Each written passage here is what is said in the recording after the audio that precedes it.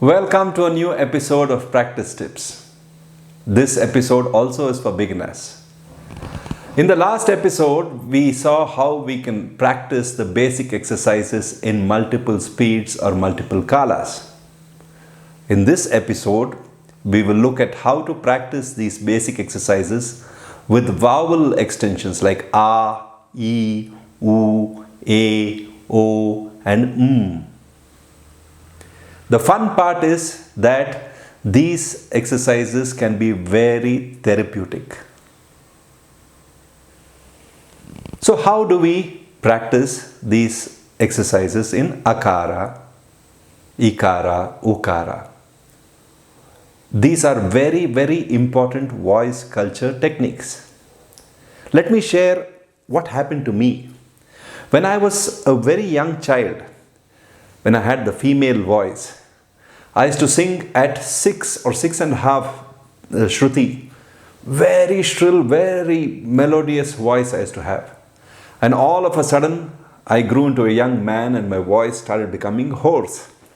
It was so bad that I myself could not tolerate my voice. Sometimes it was so rough and hoarse. But these exercises really helped me chisel my voice, polish my voice, add sheen to it. And today, I think I have managed to culture my voice well thanks to these exercises. So, let us do these exercises in the right earnest. When you sing akara, first of all, the posture is important. All these exercises should be done in the right posture. First, sit straight and back erect, the spine erect. When you sing a, let the tongue be pressed to the lower palate as much as possible. It should not be hanging loose. It should not be ah. And when you're singing ah, make sure your teeth are not clenched. It should not be there should be at least 1 inch or more gap. It should not be too big. Ah, then some flies can get into your mouth. But just enough for the sound to come clean. And the sound should originate from your abdominal area, the nabhi. It should not become or this region should not be stiff. The jaw should not be stiff. It should loosen this entire area. The cheeks, the jaw, the gums, everything has to be as loose as possible. So clean. That's how you sing ah. When you sing E, it should be E. E should not become A. E should be distinct from A. You should not become O. O should not become U. U is different from O. U. E. See, all these sounds should be distinct. When you do both these lips should be close together. There should not be a gap. So try to close your lips and So the first benefit, therapeutic benefit, is that any flaws in your pronunciation, any flaws in the way you pronounce words can be rectified if you practice these in the right way. A, E, U, A, So all those flaws can be removed. The second benefit, when you practice kara or akara or all of these vowel extensions, your self-confidence really stands out there. You become more confident. Another very important benefit, when you close your mouth, what happens? Generally, God has given us this nose to breathe, but we forget that is supposed to be the organ for breathing. We happily breathe through our mouth. So what happens when we close your mouth and sing? We automatically start breathing. The breathing gets regulated through the nose. That is a very important benefit. And when you close your mouth and sing, the voice actually opens up. If you sing continuously for say 10 minutes with your mouth closed, kara, after that when you sing ah, you will find that the entire room is vibrating. So the voice really opens up. when you sing Mkara for extended periods of time. And a very, very important benefit of this is that once you do you can feel the vibration moving up. It's just like a Brahmari pranayama, like a bumblebee.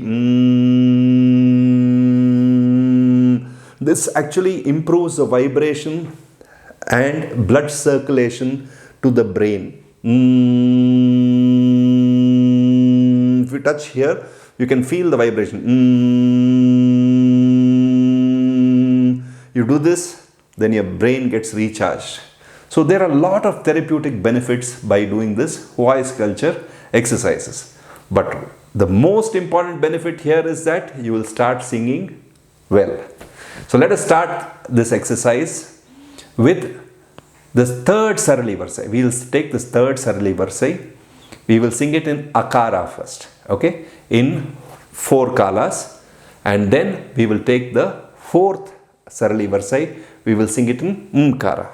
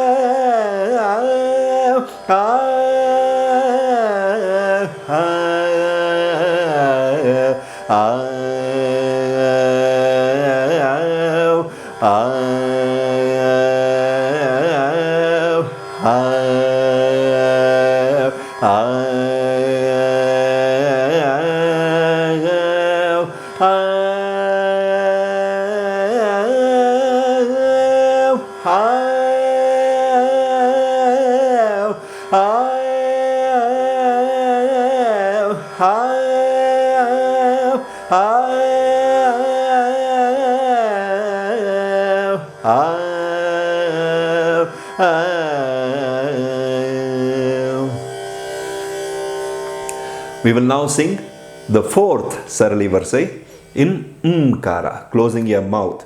When you sing Mkara, remember there should not be a gap. Breathe through your nose only, not through your mouth.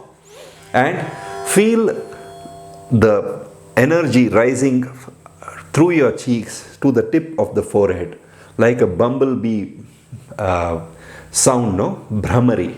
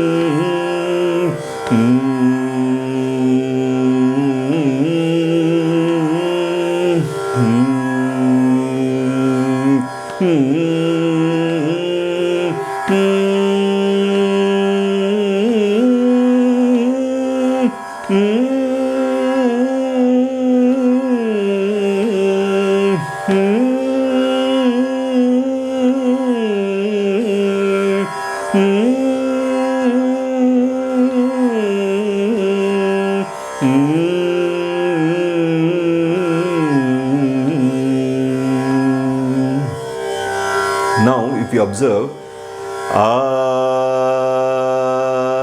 the akara I sang just before this, and the akara now is much larger now. The volume has increased, it's much more rounded, much more open. So that is the effect of singing mkara. So you do it for long periods of time, your voice really becomes very powerful and rounded. So try this out. So, what did we learn in this episode? To try to sing all the exercises in A, E, U, E, O, M. It requires a lot of patience, because sometimes you may just get bored. Oh, come on, what is this? How many times will I sing the same thing? But the more you do it, especially, at least try one varisa in akara, next varisa in ikara, ukara. You don't have to do everything in all the vowel extensions. Try one varisa in a particular vowel extension. The results are to be seen. Or at least try akara and umkara. Compulsorily do all the exercises in akara and umkara.